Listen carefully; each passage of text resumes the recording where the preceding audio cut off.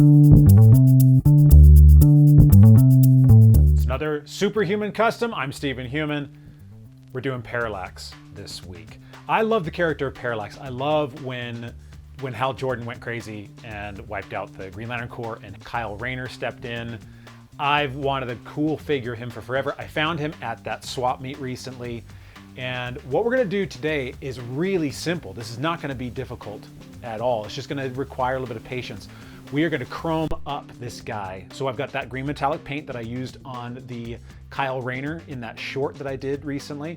We're gonna do the same thing. He's just gonna get a lot more coverage. We're also going to go over and gray up his temples. That was my Hal Jordan with the gray temples. So this is gonna be fun and simple. Let's dive right in and make this guy absolutely shine. Now, when I said this was gonna be simple, I was not lying. What we're doing is just adding the metallic over the top. And when it comes to metallic paints, you want to have a similar color underneath, so a green. That allows you to put these metallic paints on nice and thin in a single coat, and they look awesome. You don't want to put it on top of a different color because it's not going to work. You're gonna need to put too many coats.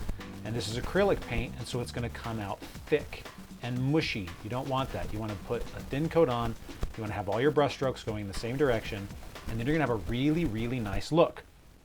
If you wanted to paint this guy, let's say you wanted to make him a yellow lantern or something like that, you would first want to paint him in a matte yellow, all the green in a matte yellow, and then put a metallic yellow over the top of it. That's gonna give you the best results. So don't go through and be like, oh, this is metallic, I'm gonna turn him into a metallic blue or whatever. That's not gonna work out. You're gonna have to put on too many coats of this metallic, and that's not going to look good. So get one that is similar to the color that you were wanting, and it's gonna end up just being awesome. All we're using is this Art Deco pearls. We used it the same thing with the blue. We've used that multiple times on Electro Superman. We used it on Azrael Batman. These work really great as long as you follow those rules of not putting it on too thick. And so just, yeah, go around, paint this guy up, and have fun with it. And you will be amazed. You will be absolutely amazed at the difference. The Kyle Rayner, man, I didn't like the green on that guy because the green was like an olive green. It wasn't the green like on this guy or on any of the previous Green Lanterns. It was very different. And so putting this on there made a huge difference. First of all, it darkened him up. It allowed me to match them a little bit. And then the metallic was just enough that boom, it looked so, so good. So yeah, use this stuff, use it right, and it will make a huge difference.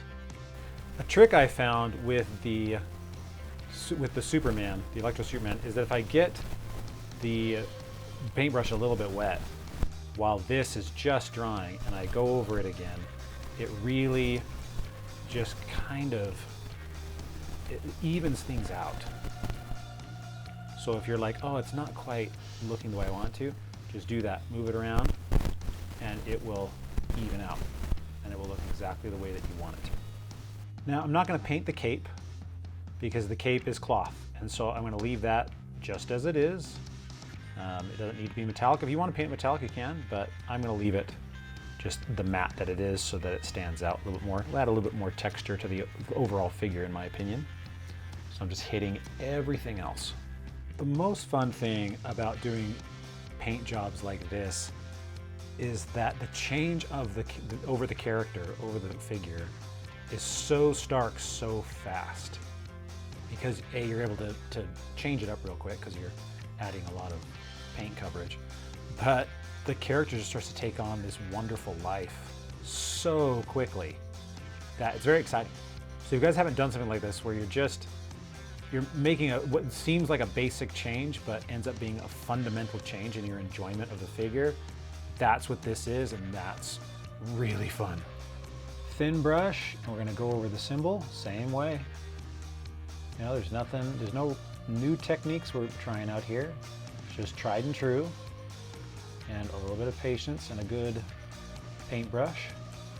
and you'll be able to get all of these details exactly as you want. And the great thing about this, when you're going over the green and you're doing a thin coat that's metallic, it's what's going to happen is that you don't have to hit every detail sometimes. Is that sometimes getting the main spots, you won't even be able to tell that you didn't hit like right up next to the eyes on the mask or something like that. And that's very helpful because then it allows you to avoid making some mistakes that'll cost you. So just remember that. The mask. Always the most stressful part.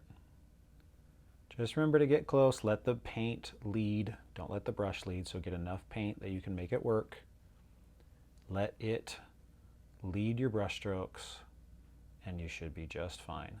And like I said, if you get right up next to the eye and you don't quite get all the way there, you will not be able to notice because you're already going over a green. That's the beauty part of all this. So just go slow and it will turn out just fine. I had a couple of blemishes in here, so I'm just going through and fixing them, and I'm just going to paint the entire circle black because then there won't be any sort of mismatch. I want it to, be able to look perfect. But now it doesn't have those blemishes that I had up here up top that they were small, but they were enough that they bothered me. If you're going to be looking at something for a really long time and you know it's going to bug you because there's a blemish, then just go through and fix the blemish. Like right here, that was kind of bugging me. And so real quick, fixed, just that quick. And the time has come to gray up his hair. Now I loved, even as a kid, I thought it was cool that Hal Jordan had gray around his temples where nobody else did. It made him look different than everyone else. It made him look older and wiser, like that he'd been around the block a little bit.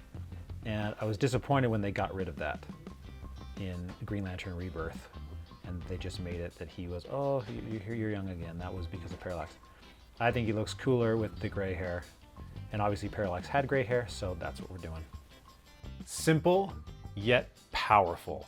The shine on this guy looks awesome. The hair. This is one of those ones where, yeah, it's a really simple thing to do, but it absolutely changes the look of the character. If you have figures that you know should be metallic or you think would look better metallic, whether it's accurate or not, feel free to do something like this. All I do is I've got some acrylic craft paints that are metallic. Do it with those thin coats.